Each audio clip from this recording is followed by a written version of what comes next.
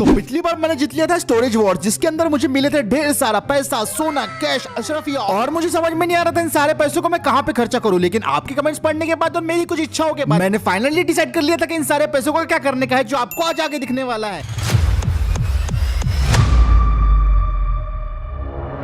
जब आपके पास इतना पैसा आ जाता है तो सबसे पहले आपको एक सूट खरीद लेना चाहिए। तो मैंने भी यही किया, मैंने अपने लिए एक सूट बूट और एक चश्मा भी खरीद लिया और मैं सीधे अपने घर की तरफ जा रहा था। लेकिन ये जो घर था कुछ मामूली घर नहीं था, मैंने इसे अपने हिसाब से कस्टमाइज करवाया था। बाहर 2 बुलेट प्रूफ जी वैगन भी खड़ी हुई थी मेरी सिक्योरिटी के लिए, और हमारे घर में थी एक ऑटोमेटिक एंट्रेंस जिससे सिर्फ मेरी गाड़ी आया जा सकती थी। हमारे कुछ निजी मामले थे जिसकी वजह से मैंने अपना हाउस को काफी ऊपर बिल्ड करवाया था, तो हमें काफी ऊपर ड्राइव करके जाना पड़ता था। लेकिन ये रोज एक आना जाना एक मजा बन गया था मेरे लिए। लगभग 1.5 किलोमीटर ड्राइव करने के बाद और सूरज के असली मजे लेने के बाद मैं पहुंच गया था ऊपर अपने हाउस में। वहां पे मैंने 2 बॉडीगार्ड्स लगाए थे अपनी सिक्योरिटी के लिए, क्योंकि ऑब्वियसली जान है तो ही जान है। और अब मैं फाइनली अपने हाउस में पहुंच चुका था, जो कि एक एक्चुअली हाउस नहीं है, इसे हाउस कहना सही नहीं होगा। ये था मेरा 200 करोड़ का विला, जो फाइनली दोस्तों बनके कंप्लीट हो गया था। इसमें मैंने अपनी जरूरत के और ऐशो आराम की हर एक चीज लगवाई थी, जो कि मैं आज पहली बार देखने जा रहा था। मैं काफी ज्यादा एक्साइटेड था, तो एक्साइटमेंट के चक्कर में मैंने सबसे पहले देखा अपना लग्जरी प्राइवेट गैरेज। और इस गैरेज में हर एक वो कार थी जिसका मैं ड्रीम देखता था, हर वो कार थी जो मैं चलाना चाहता था। डजंट मैटर वो रॉल्स रॉयस थी, BMW थी, या फिर थी मर्सिडीज, या फिर वो फरारी, मैंने हर वो सुपर कार बाय कर ली थी।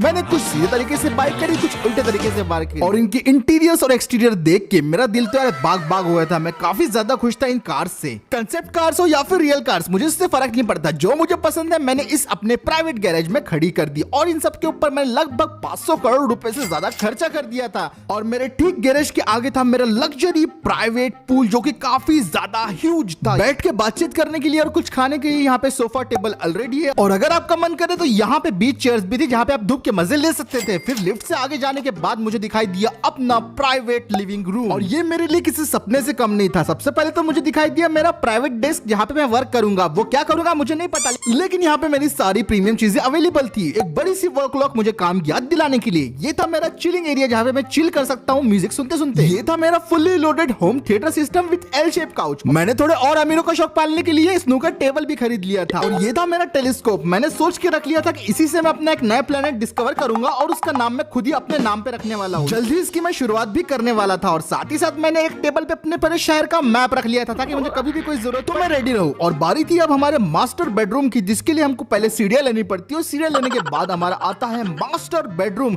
जिसमें ऐशो आराम की हर एक चीज अवेलेबल। यहाँ पे मैंने 105 इंचेस का टीवी लगाया था विद ऑल कंसोल। रिलैक्स करने के लिए top level luxury premium king size bed. और यहाँ पे इतना सब काफी नहीं था कि मैंने अपनी एम्बिएंट लाइटिंग रूम की पूरी करवा रखी थी। मुझे तो लिटरली राजा जैसी फीलिंग आ रही थी, लेकिन मैं सोचा कि चलो अपने पूरे विला को भी एक्सप्लोर कर लिया जाए। नीचे उतरने के बाद यहाँ पे मैंने काफी सेफ और सिक्योर चीज रखी थी। ये थी मेरी पर्सनल तिजोरी, जो सिर्फ मेरे फेस आईडी से ही ओपन होती है। और इस तिजोरी के अंदर वही सोना रखा हुआ था जो हमने पिछली बार स्टोरेज वॉर्स में जीता था। अब मेरे पास इतना ही सोना रह गया था, क्योंकि मैंने मैक्सिमम सोने को बेच के वही पैसे स्टॉक में इन्वेस्ट कर दिया था, और बचे हुए पैसों से मैंने अपनी सारी ऐशो आराम की जरूरतें पूरी कर दी थी। और थोड़े बहुत पैसे मेरे वॉशिंग मशीन में भी धुल रहे थे, क्योंकि भाई साहब अगर अपना पैसा गंदा हो जाए तो अच्छा नहीं लगता। और जब आपके पास इतना सारा पैसा आ जाए और मजा हो कि आप कोई उड़ने वाली चीज ना रहो, तो भाई साहब ये था मेरा प्राइवेट हेलीकॉप्टर। मैं नेचर लवर हूँ, तो मैंने छत के ऊपर भाई पूरी तरीके से एक मिनी गार्डन बना दिया था, जहाँ पे मैं काफी अच्छे से बैठ के रिलैक्स फील कर सकता था नेचर के पास। और ये था मेरा प्राइवेट रनवे मेरे विला पे। मैंने हर एक प्लेन का एक मॉडल बुलवाया था सिर्फ अपने लिए, और एक golden jet specially luxury trips पे जाने के लिए। और बाजू में था मेरा प्राइवेट हेलीपैड, मतलब अगर कुछ हमला वगैरह हो जाता है, ज़ॉम्बी वगैरह की सिचुएशन आ जाती है, तो यही हेलीकॉप्टर से हम बचेंगे। और कभी अगर एलियंस वगैरह अगर मिसाइल गिराने की नौबत आ गई, तो फाइटर जेट है ना, तो ये सब चीजें मेरी सर्वाइविंग सिचुएशन में काम आने वाली। तो ऐसे मैंने लगभग अपने 500 करोड़ रुपए खर्चा कर दिए, और ये सारी जो चीजें थी ये मेरी जरूरत की चीजें। अब जाके लग रहा था कि मैंने फाइनली कुछ उखाड़ ही लिया है। तो ये सब देखने के बाद अब बारी थी मेरी इतनी लग्जरी कार्स को टेस्ट करने की थी। सबसे पहले मैं फरारी में बैठा, बैठते बराबर ही महसूस हुआ कि भाई कुछ तो अलग है इस चीज। मैंने गाड़ी को स्टार्ट की और तुरंत निकल पड़ा इस गाड़ी की टेस्ट ड्राइव करने के लिए शहर में। और जब मैंने इसे चलाना शुरू किया तब मुझे मालूम पड़ा कि कौन सा बीस्ट है। इसकी रफ्तार बेमिसाल थी, इसका कंट्रोल लाजवाब था, और इसका कंफर्ट भाई नेक्स्ट लेवल था। मतलब ऐसी चीज मैंने आज तक कभी ड्राइव नहीं की। मैंने इसे इसकी टॉप लेवल की स्पीड तक भगाया, और भाई काफी मजा आ गया, पूरे ही मजे आ गए। लेकिन जब अपनी गाड़ी को आप इतनी स्पीड पर हाईवे में भगाते हो, तो आपके साथ एक ही चीज होती है, और मेरे साथ भी वही हुई। मुझे पुलिस ने पकड़ लिया और पुलिस ने पकड़ने के बाद मुझे बोला, देखिए सर, क्या आप जानते हैं कि आप स्पीड लिमिट से ज्यादा चला रहे थे? पर मैंने उसकी बात का ज्यादा टेंशन ना लेते हुए मैंने अपना सपना पूरा किया। मेरा सपना था कि मैं एक दिन पुलिस वाले को रिश्वत देके झट से निकल जाऊं। तो मैं उसकी गाड़ी की तरफ बढ़ा और उसकी गाड़ी पर रख दिया एक बड़ा सा नोटों की गड्डी और उसका रिएक्शन था,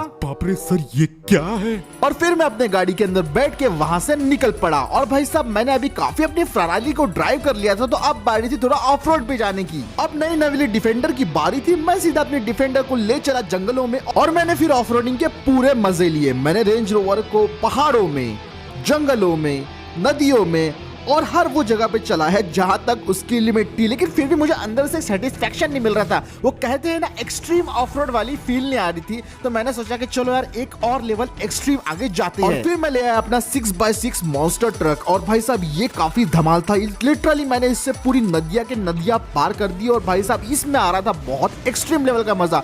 काफी एडवेंचर मिल रहा था ये सब करने में। और भाई मैंने इसके साथ फिर पहाड़ भी क्रॉस किए और ऐसे ऐसे जगह पे मैं इसे लेके गया ना, मतलब अगर हम यहाँ पे नॉर्मल गाड़ी का खड़ी भी कर देना तो उसके टायर्स पूरे फट जाए। ऐसी ऐसी जगह पे मैंने अपनी गाड़ी को स्मूथली चला लिया। यहाँ पे महसूस ही नहीं हो रहा था कि मैं इतनी भयंकर जगह पे कार ड्राइव कर रहा हूँ। यहाँ तक कि मैंने चट्टानों पे भी इस गाड़ी को आराम से चला लिया भाई। और जब मेरा 4 चक्के चलाने से मन भर गया तो मैं वापस आ गया अपने 2 व्हीलर्स पे। और भाई साहब मैंने यहाँ पे शुरुआत की अपनी R1। ये मेरी ड्रीम बाइक थी और भाई इसको चला के जो मजा आ रहा था ना, मैं वो वर्ड्स में बयान नहीं कर सकता। इसकी स्पीड और कंफर्ट और राइडिंग और बहुत ही ज्यादा जबरदस्त थी। और मैं ड्राइव करते करते सीधा पहुंच गया वही कपड़ों की दुकान में जहां से मैं पिछली बार अपने कपड़े नहीं खरीद पाया था। लेकिन इस बार जब मैं शोरूम को देखा तो भाई साहब मुझे समझ में आ गया कि अब तो मैं पूरा के पूरा शोरूम ही खरीद सकता हूं। यहां तक कि मैं इस पूरे मॉल को भी खरीद सकता हूं। तो मैंने स्टार्टिंग में जूते लिए, उसके बाद सारे कोट ले लिए और यहां से हर एक चीज जो शोरूम में अवेलेबल थी और जो मुझे पसंद थी बाय द वे, ये सारी चीजों को ले लिया मैंने और पूरा 4 करोड़ का बिल बन गया था। उसके बाद मुझे याद आया कि मुझे तो गोल्फ खेलने भी जाना है। तो मैं गोल्फ के लिए निकल पड़ा। स्ट्रेस कम करने के लिए और आपको अगर रिलैक्स रहने का है, काम रहना है, तो आपको जरूरी है कि गोल्फ खेला जाए। लगभग डेली 2 घंटे तो भी खेलना ही चाहिए।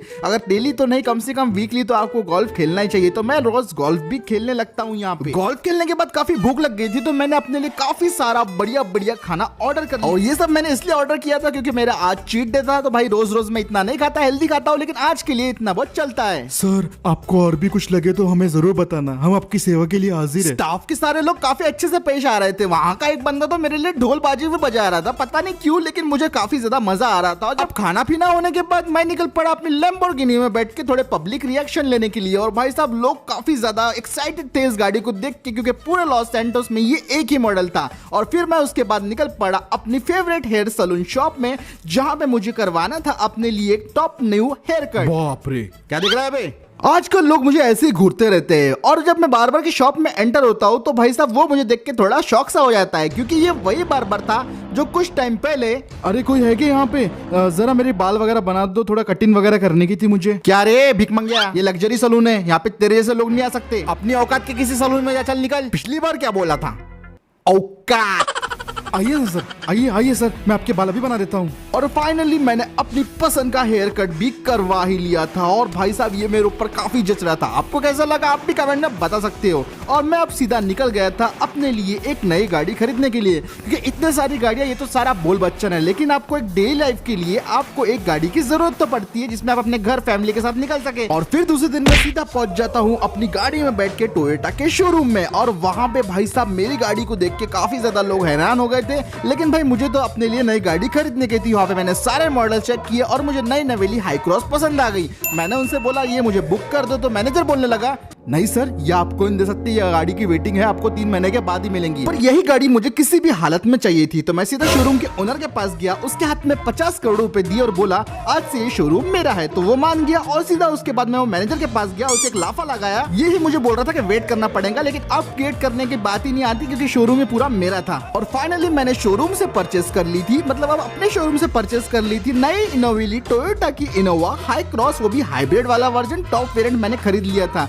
इसको खरीद के मैं काफी खुश था और मानना पड़ेगा ये टोयोटा की ऐसी गाड़ी थी जिसने इनोवा की लेगेसी को बरकरार रखा था। भाई बहुत ही ज्यादा कंफर्टेबल और सनरूफ वाली भी थी ये गाड़ी और इसको चलाने में काफी ज्यादा मजा आ रहा था। लेकिन यार फिर थोड़ी देर के बाद मुझे मिलती है वो चीज जिसे मैं नफरत करता हूँ, जो कि है सिग्नल। अब मैं सिग्नल के ग्रीन होने का इंतजार ही कर रहा था कि मुझे पीछे से कुछ आवाजें आने लगती है। अब मैं पीछे जरा मुड़ के देख ही रहता हूँ, इतने में अचानक से